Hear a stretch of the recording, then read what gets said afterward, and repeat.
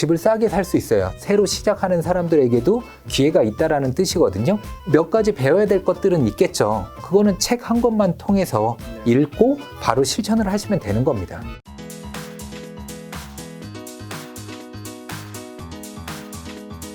오늘 책은 바로 따라하면 무조건 돈 버는 실전 부동산 경매판입니다. 자, 그때만 해도 자기개발 전문가로 활동을 했었는데 지금은 부동산 전문가가 좀 더 가까운 이제 직업이잖아요. 네네. 이렇게 변신한 이유는 어떻게 돼요? 제가 책을 좀 열심히 읽었었어요. 그래서 맞아요. 28살 때 책 속에 길이 있다라는 어떤 이야기들을 듣고 근데 제가 그때 굉장히 좀 앞이 막막했었거든요. 그래서 책 속에서 길을 찾기 위해 열심히 책을 1년 동안 한 520권까지 읽었었던 것 같아요. 그러면서 제가 책을 읽으면서 어떤 깨달은 노하우라든지 뭐 독서 노하우 그런 것들을 꾸준히 이렇게 블로그에 올리고 맞아. 또 그쪽 관련된 활동을 했었었는데 맞아. 그 당시에 일독일획 독서법이라든가 메모힘 같은 이런 네, 막 책도 내시고. 맞습니다. 그런데 열심히 독서하고 뭔가 기록을 하고 열심히 사는 것 같은데 계속 삶이 이게 예, 계속 삶이 조금 피폐해지더라고요. 네. 아, 지금 와서 고백하면 네, 어떻게 보면 삶이 더 힘들어지는 거예요. 이거 왜지? 내가 좋아하는 일 하고 또 독서 열심히 하면 더 나은 삶을 살 수 있다라고 많은 책에서도 이야기를 굉장히 들었었는데 솔직한 답이 나오고 있네요. 그때 한 가지 제가 잘못 생각했었던 게 돈 버는 공부를 안 했었던 것 같아요. 아, 돈 버는 공부. 네, 그래서 내가 열심히 좋아하는 일을 하면 또 가치 있는 일을 하면 돈은 따라온다라고 생각을 했었는데 그게 아니더라고요. 너무 부동산 쪽이라든지 경제 쪽이라든지 이런 쪽은 열심히 파볼 생각은 안 하고 책만 붙들고 있으니까 변화가 없었던 거죠. 그럼 7년 전부터 공부하셨으니까 지금 네. 2022년이니까 2015년부터 시작을 하고 2016년부터 직접적인 투자도 이제 조금씩 더 크게 시드를 늘려갔을 텐데 네. 자, 지금은 자산 네. 어느 정도까지 됐습니까? 지금 순자산으로 치자면은 그래도 한 70억은 좀 넘는 것 같아요. 순자산이 부채 포함인가요? 그냥 진짜 순수. 그게 이제 진짜 순수, 부채 제외를 하고. 네네. 네, 감사하게도 이제 운이 좋기도 했지만은 저는 이제 토지 투자를 좀 많이 하다 보니까 이제 땅값 오르는 속도가 그동안 굉장히 이제 컸었던 거죠. 많은 분들이 이렇게 또 순자산 치집어 가면 네. 이게 뭐 거짓말일 수 있다. 네. 증빙이 필요하다 하지만 사실 네. 또 제가 굉장히 친한 분과 또 지인이셔서 이게 뭐 그렇게 거짓말은 아닐 거라고 저는 믿고 있습니다.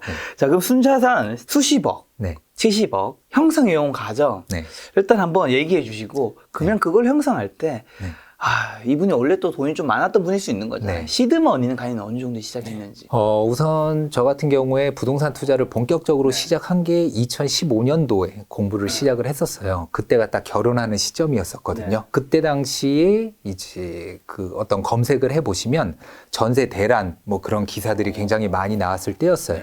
저는 5,700만 가지고 있었거든요. 5,700. 와이프랑 저랑 합쳐서. 합쳐서. 네, 합쳐서 5,700 가지고 스튜디오 드레스 메이크업 그리고 예식장 예약에 또 전셋집까지 알아봤었어야 됐어요.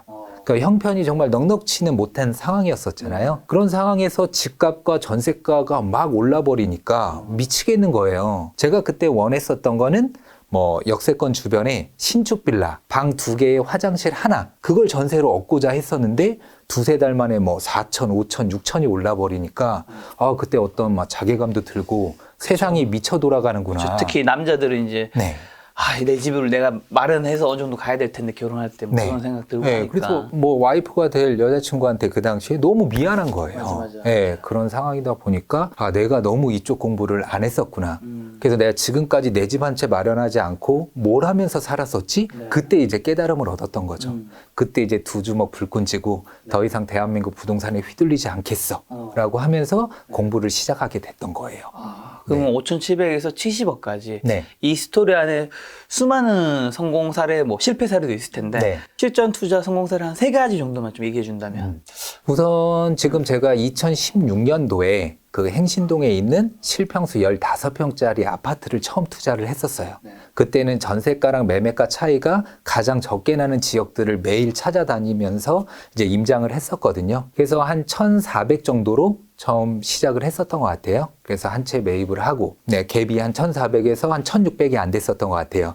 그리고 제가 워낙 그 동네를 왔다 갔다 하면서 부동산 사장님들과 또 친해지다 보니까 어떤 금매가 나왔다고 또 바로 연락을 주시더라고요. 네네. 그거는 이제 실평수 17평짜리였었는데 실투자금이 거의 한 900? 900. 거기에 이제 취등록세랑 이제 수리비까지 해서 한 1,300? 그러니까 처음 투자했던 것보다 더 적은 네. 금액으로 3천만 원이 안 되는 금액으로 아파트 두 채를 투자를 했었던 거죠. 근데 이런 것들이 지금은 또 많이 올라줘서 어느 정도 올랐는지. 하나는 지금 매도를 하긴 했어요. 네. 그래서 또 치고 올라가기 전에 좀 어떤 상황에 의해서 매도를 해서 2억 8천에 매도를 했는데 네.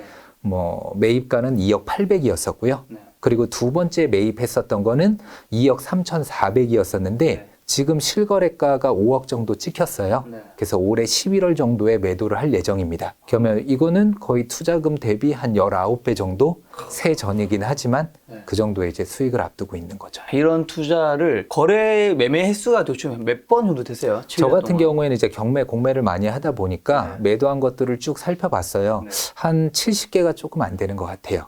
네. 그런 거래를 통해서 자산이 70억. 네. 그리고 이번에 또 요 책 따라하면 무조건 돈 버는 실전 부동산 경매. 사실 이 공동 저자분 이 이제 달천 정민우 저자님이잖아요. 이분이 또 사실 김 작가가 작년에 집을 살 때 굉장히 큰 도움을 주신 맞습니다. 분이라서 제가 굉장히 신뢰하는 분인데 오늘 이제 부동산 경매에 대해서 여러 가지 심층 깊게 이야기를 할 텐데 네. 그 전에 딴 거부터 좀 한 가지 질문해 보겠습니다. 제가 딴 영상 보니까 네. 주식 투자도 굉장히 좀 크게 하시더라고요. 네, 제가 부동산 투자와 이제 주식과 그다음에 코인 쪽도 조금 소액으로 하고 있습니다. 코인은 소액으로 하고 있다니까 네. 전문가는 아니니까 네. 토인 이야기는 네. 질문하지 않겠습니다. 네. 그럼 주식을 네. 어느 정도 금액을 하는데요? 저는 지금 삼성전자 우 주식을 네. 꾸준히 모으고 있는데요. 네네. 현재 한 17,000주 정도 17,000 주? 매수를 했습니다. 맨추추는 얼마예요? 지금 현재 기준으로 한 64,000원 정도로 봤을 때는 한 10억이 조금 넘지 않나. 원래는 한 12억, 13억 정도까지 갔었는데 좀 떨어졌습니다. 그럼 처음 샀는 매수가, 평균 매수가 대비해서는 지금 마이너스예요? 네, 아니면 플러스? 지금은 마이너스예요. 아, 지금 마이너스긴 네, 하고. 네. 근데 중간중간 배당 받은 것까지 합치면. 그렇죠. 그러면 거의 어떤 또이또이? 또이또이. 네, 그 정도 된다고 보면 될 것 야, 같아요. 근데 그럼 10매덕을 네. 여기 넣은 거잖아요. 네, 맞습니다. 왜 굳이?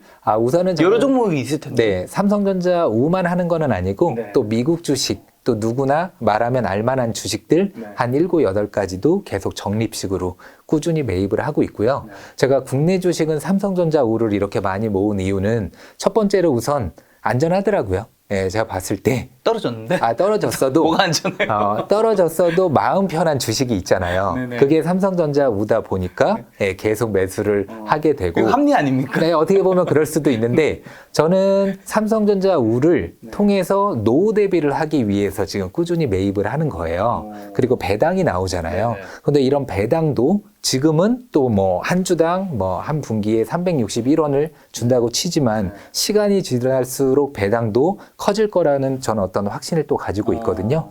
그리고 중간중간마다 또 특별 배당을 주잖아요. 그럼 지금 17,000주 가지고 있으면 네.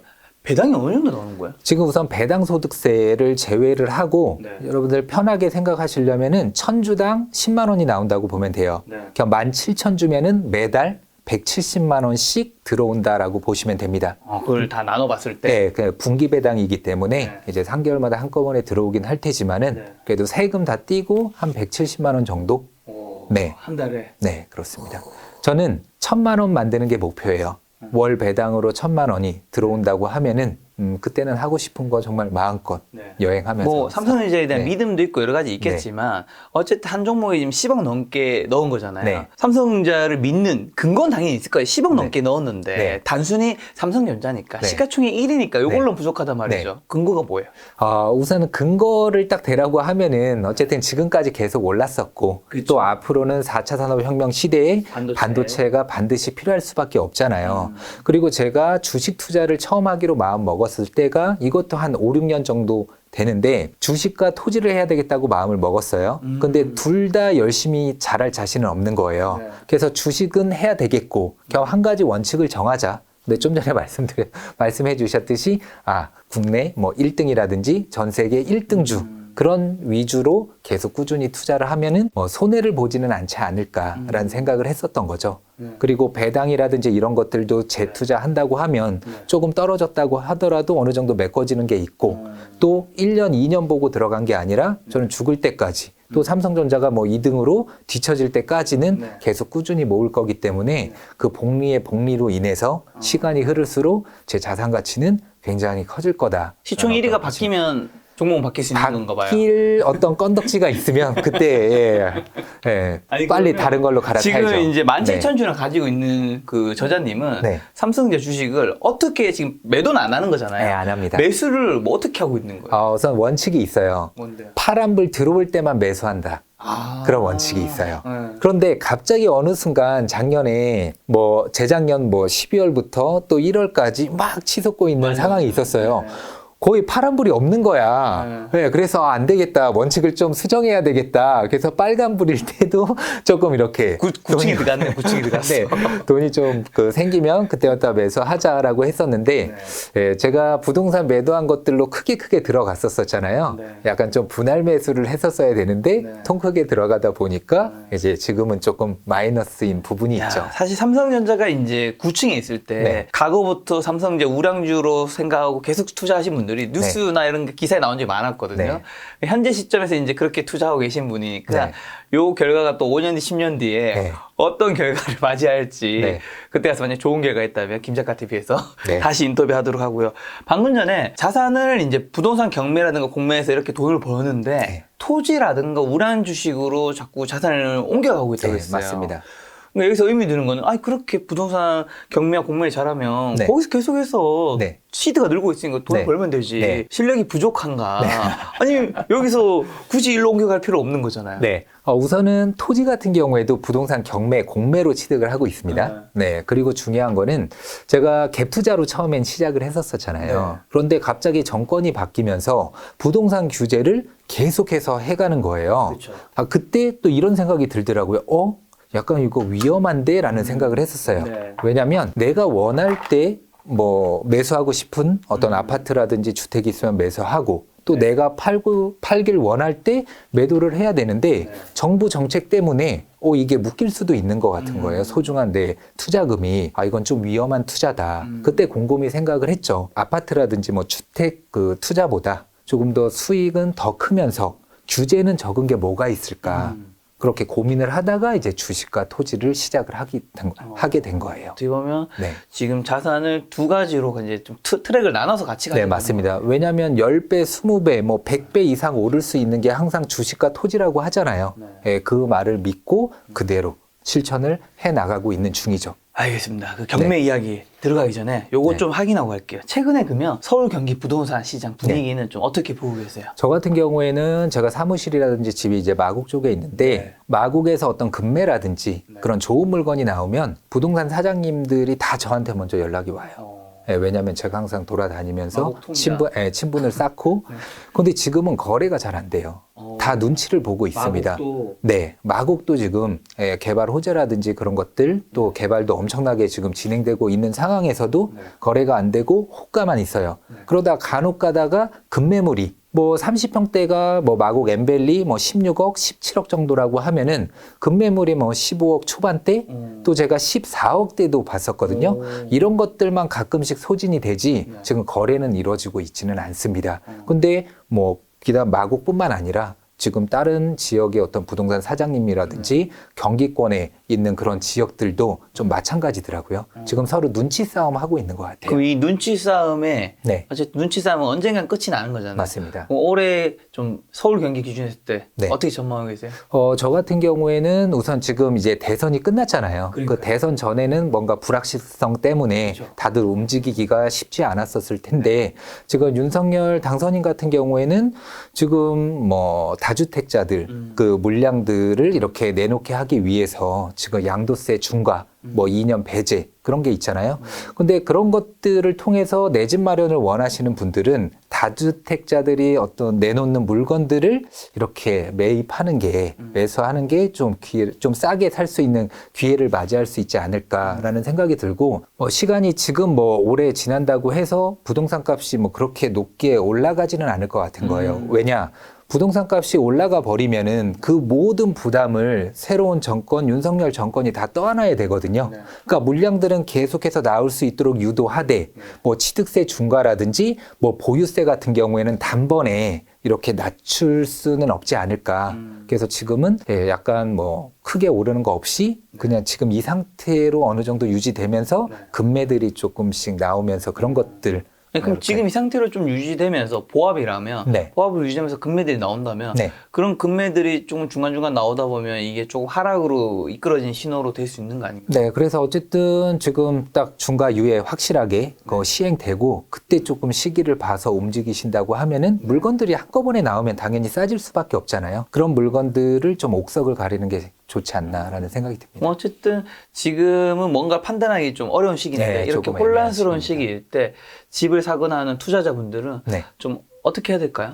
그래도 공부는 계속해서 하시면서 또 이런 분위기가 어떤 식으로 흘러나가는지는 계속해서 발품들을 통해서 그런 거를 좀 몸에 익히고 있어야 되지 않나.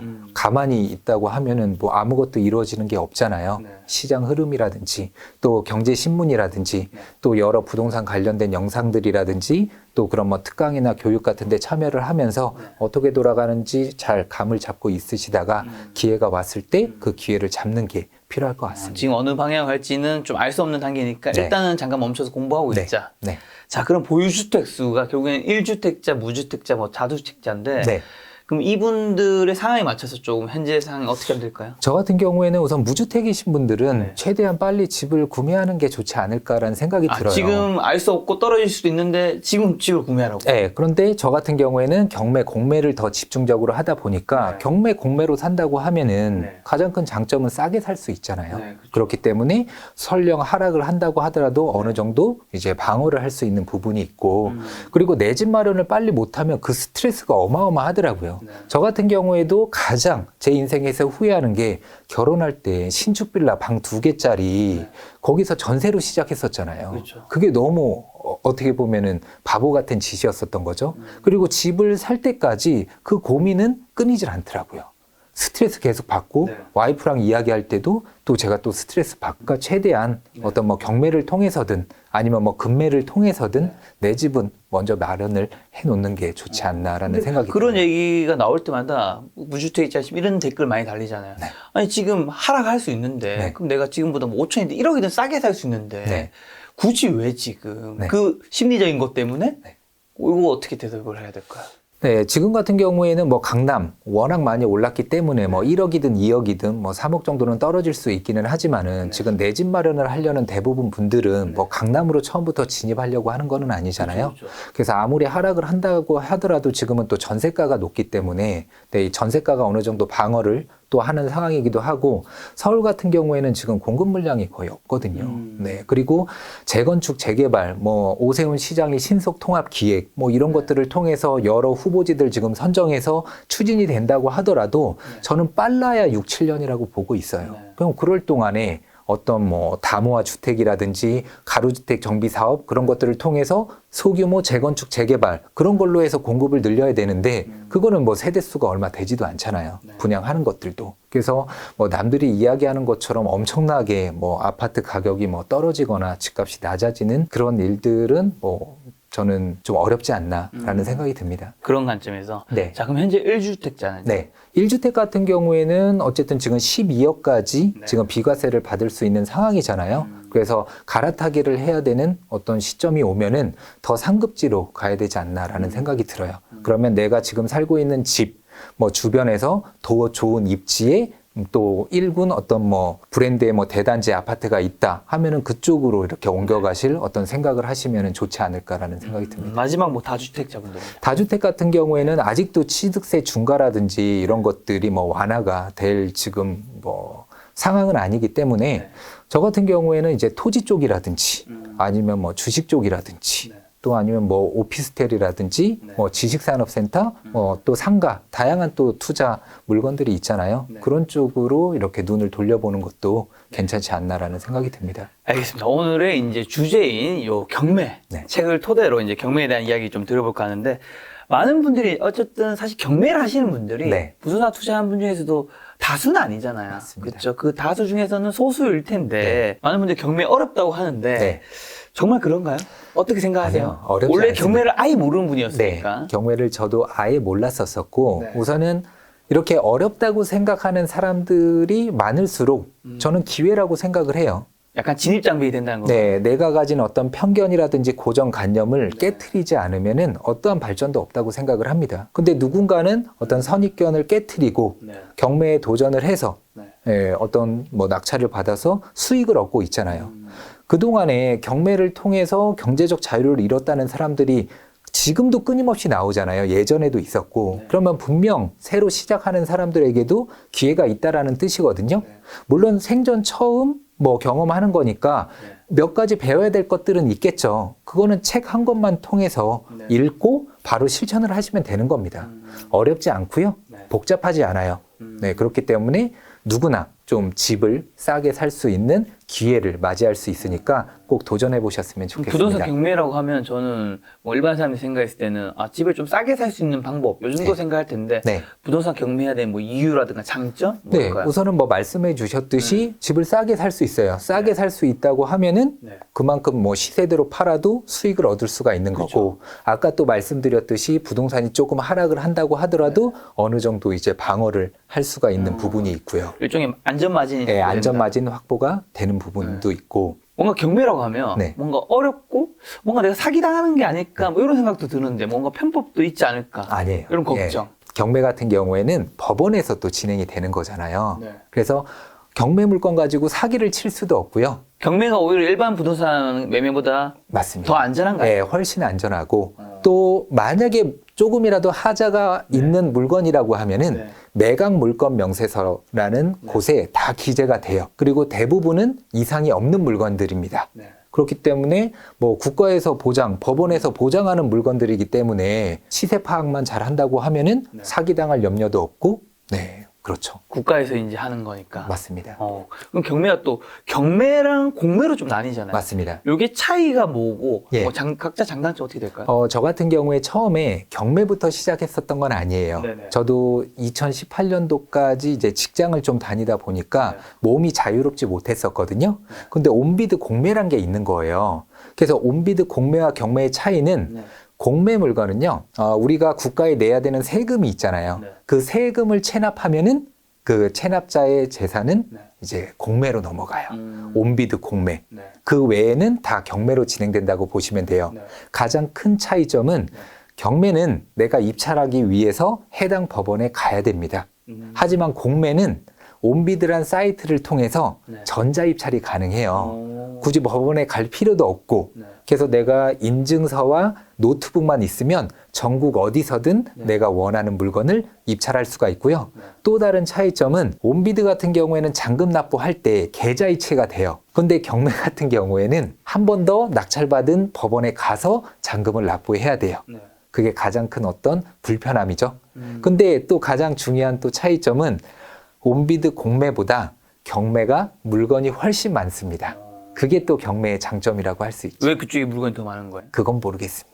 어차피 세금 체납하는 분들보다 네. 어떤 금전, 개인과 개인 간의 금전 거래, 또 은행과 어떤 은행에서 돈을 빌린 상황에서 돈을 못 갚아서 나오는 경우들이 훨씬 많기 때문에 맞아요. 그런 것 같습니다. 편의성은 공매가 훨씬 더 좋지만 네. 물건은 경매가 훨씬 더 많기 맞습니다. 때문에 결국에는 부동산 경매하시는 분들 경매 쪽으로 좀 더 많이 할 수밖에 없겠네요. 아니요, 둘 다 합니다. 둘 다. 그래서 경매든 공매든 네. 나에게 맞는 어떤 방법으로 한번 투자를 해보시고 네. 익숙해지신 다음에 두 개를 병행하면서 하시면은 더 많은 기회를 만드실 수 있죠. 자, 그럼 부동산 경매를 통해서 실제로 돈을 번 사례 아까 말씀해 주신 거 말고 뭐 여러 종류가 있으니까 한 개씩 한번 하나만 해볼게요. 네. 아파트 쪽에서 하나만. 아파트 같은 경우에는 제가 2018년도 네. 12월 24일 날 크리스마스 이브 때 가족과 함께 있지 않고 네. 법원에 갔습니다.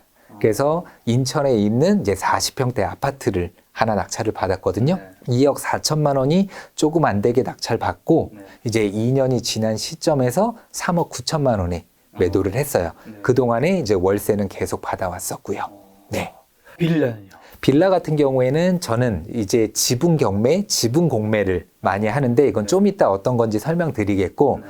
가장 빠르게 수익 낸 건데요. 네. 198만 원 보증금 넣고 낙찰을 받았어요, 경매로. 5일 뒤에 700만 원에 매도를 했습니다. 네. 이런 것도 있어요? 네, 그래서 여러분들은 또 소액으로 또 빠르게 수익 내는 거에 관심이 많으실 거예요. 뭐 큰 돈 넣고 큰 돈 버는 거는 나와는 맞지 않는 이야기야 라고 생각을 하실 수도 있는데 어쨌든 198만 원 넣고 5일 만에 700만 원에 매도를 했습니다. 이거 뭘 사는 거라고요? 빌라를 샀는데 2분의 1 지분만 나온 거예요. 그걸 제가 낙찰을 받고 2분의 1 지분권자는 그 집에 살고 계셨거든요. 그러니까 이 집에서 항상 거주를 하고 있어야 되잖아요. 그렇기 때문에 이제 제가 낙찰받은 금액에서 조금 더 수익을 얹어주면은 이제 바로 매도하겠다 해서 매도를 했죠. 근데 그분 입장에서도 절대 손해가 아닌 게 시세는 훨씬 더 높은데 저는 시세보다 많이 저렴하게 샀기 때문에 시세보다도 더 저렴하게 그분에게 바로 매도를 했던 거죠. 자, 세 번째, 그럼 오피스텔은요? 오피스텔 같은 경우에도 저 같은 경우에 지분 물건으로 또 이렇게 잘 많이 낙찰을 받아요. 그래서 2분의 1 지분 누군가 살고 있는데 인천 시청역 근처에 있는 오피스텔을 제가 6,400만 원대에 낙찰을 받아서 한 4개월 지나서 이제 7,800만 원에 바로 매도를 했었죠. 그때 이제 법인으로 또 낙찰을 받았었고 매도를 바로 해도 이제 법인세는 그렇게 크지 않잖아요. 개인으로 매도했을 때보다. 네. 지금 지분 경매 말씀해 주셨잖아요. 맞습니다. 지분 경매가 일단 모르시는 분이 굉장히 네. 많을 것 같아요. 설명해 주시고 이런 투자를 하게 된 계기가 어떻게 될까요? 네, 경매도 많은 분들이 잘 안 하지만은 지분 경매는 더 잘 모르기는 저도 좀 해요. 처음 들어봤어요. 네, 우선은 하나의 물건이 있는데 상속이나 증여를 받았어. 그래서 5명이 소유를 하고 있는 거예요. 우리 친인척끼리. 근데 그 중에서 한 명이 사업에 실패를 하면은 그분 지분만 5분의 1이 경매나 공매로 나오는 거거든요. 그렇게 나갈 수도 있어요? 네, 그거를 제가 낙찰 받아서 기존에 가지고 있는 분들과 협의를 통해서 매도를 하는 거예요. 왜? 누군가는 꼭 그 집이 필요하거나 그 땅이 필요한 사람이 있을 거 아니에요? 그렇죠. 네, 그런 분에게 매도를 하는데 여기에서 핵심은 절대 시세보다 저는 비싸게 안 팝니다. 시세보다 50%그 아래에 또 낙찰 받아서 네, 시세보다 저렴하게 10%든 20%든 왜요? 시세보다 비싸게 파는 게 좋은 거 아닌가? 그러면 상대방 입장에서는 내 지분을 매입해줄 마음이 생기겠나요? 안 생기죠. 네네. 또 그렇게 억지를 부리시는 분들도 간혹 계세요. 저한테 장문의 메일이 왔어요. 제 유튜브를 보고 이런 상황인데 어떤 분이 그 삼촌의 지분을 2,200만 원에 낙찰 받았어요. 근데 그 집에는 할머니가 거주하시는 거예요. 그 할머니한테 1억을 달라고 했던 거예요. 말도 안 되잖아요. 시세나 그런 것들은 뭐 한 3천만 원 정도였는데 너무 지나치네. 예, 지나친 사람들이 있기 때문에 그동안에 경매하는 어떤 사람들에 대한 인식이 좀 안 좋은 부분도 있었는데 지금은 이제 하나의 투자 방법으로 젊은 분들이 많이 이렇게 들어오기 때문에 근데 이 지분 경매 얘기 들어보니까 어쨌든 예를 들면 제가 뭐 형제가 있다면 네. 둘이서 아파트가 있는데 네. 제가 망한 거예요. 네. 그럼 제가 망한 거 이게 이제 경매에 나간다 네. 이런 의미인 네, 거잖아요. 맞습니다. 그러면 이제 어쨌든 이걸 사가지고 이분한테 팔거나 뭐 네. 다르게 한 케이스일 그렇죠. 텐데 네. 굳이 그렇게 안 하고 네. 그냥 혼자 사서 망한 분 거를 네. 사면 네. 훨씬 뭔가 좀 심플할 것 같은데. 왜 이렇게 그렇죠. 그런 나눠진 부분은 거를? 심플하긴 한데 네. 저는 뭐 다양한 투자를 하잖아요. 그래서 한 분이 이제 어려워져서 그분의 전체가 나온 걸 제가 낙찰받아서 명도를 하고 뭐 그걸 팔거나 내가 들어가서 살면 그건 가장 깔끔해요. 근데 경쟁이 엄청 치열해요.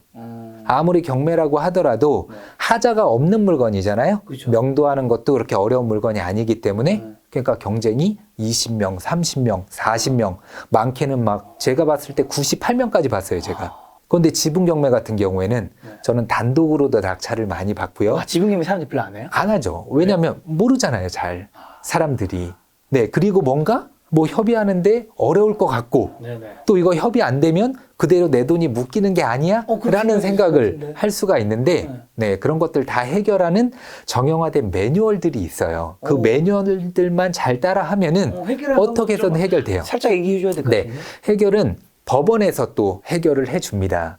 저는 지분을 가지고 있는데 여러 사람이 함께 가지고 있기 때문에 내 재산상 불이익을 받고 있는 거잖아요. 그렇게 되면 제가 법원에다가 이게 협의도 안 되고 하니까 판사님이 이것들 좀 해결되게 좀 해주세요라고 제가 법원에다가 소송을 제기할 수 있어요. 공유물 분할 청구 소송이란 건데 그러면 판사님이 누가 한 명이 매입을 하든 아니면 같이 팔든 그렇게 협의가 안 되면 전체를 경매로 넘겨서 누가 낙찰 받으면 각자 지분만큼 나눠 가지세요 라는 판결문을 내려줘요.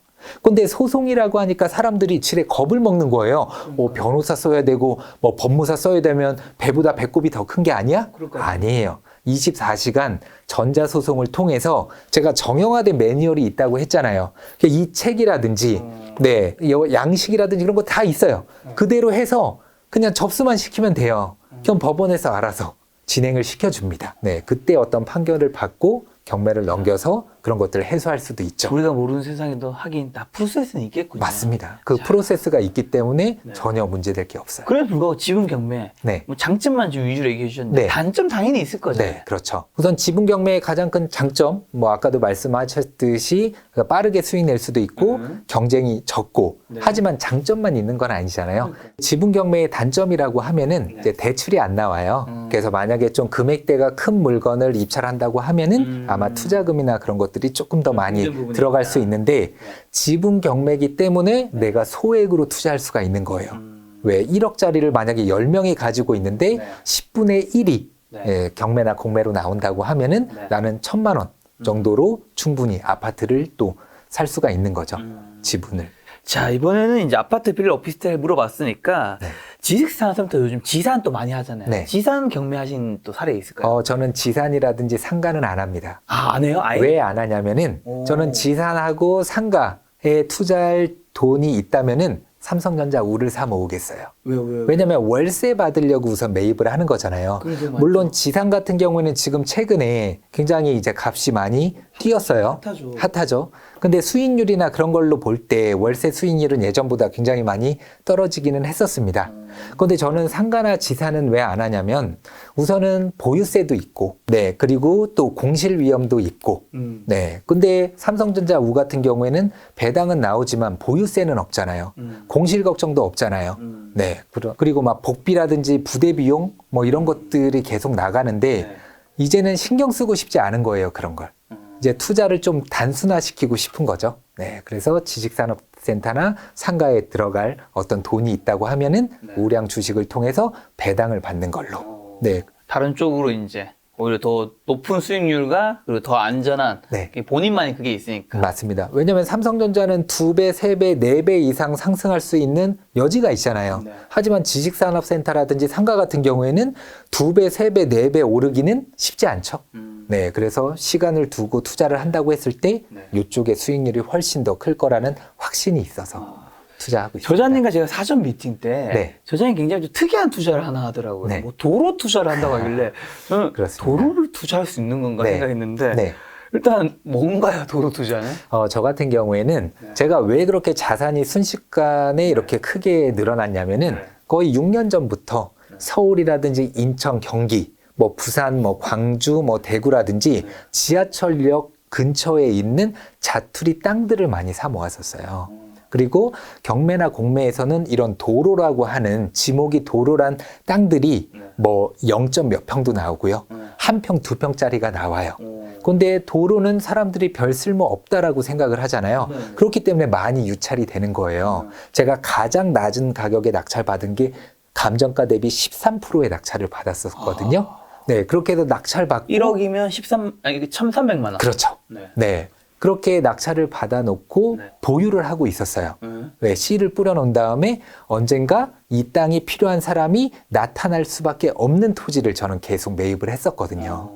그래서 어떤 빌라가 신축을 해야 될 때 반드시 이 땅이 필요해. 1평이든 2평이든 5평이든 저는 그런 땅들을 다 찾아보고 임장 가서 이건 언젠가 개발할 수밖에 없다. 네, 그리고 많이 떨어졌으니까 낙찰을 받아 놓는 거죠. 근데 그런 빌라들도 뭐 30년, 35년, 뭐 40년 됐기 때문에 언젠가는 개발을 해야 될 거 아니에요. 그럼 이제 개발업자들한테 아니면 부동산에서 연락이 오는 거죠. 땅 팔 생각이 없냐고. 그럼 그때는 저는 도로로 감정이 된 거를 뭐 50%, 뭐 10몇 프로에도 낙찰을 받았었는데 그렇게 뭐 신축 빌라를 짓는 업자분들한테 매도를 한다고 하면은 대지 가격으로 팔 수 있어요. 네, 하나 예를 들어 드릴까요? 제가 강서 내발산동에 이제 971만 원에 낙찰받은 땅이 있어요. 971만 네, 원. 5평이었고요. 감정가는 1980만 원 정도였었습니다. 네. 그래서 낙찰받고 소유권 이전을 해놨어요. 네.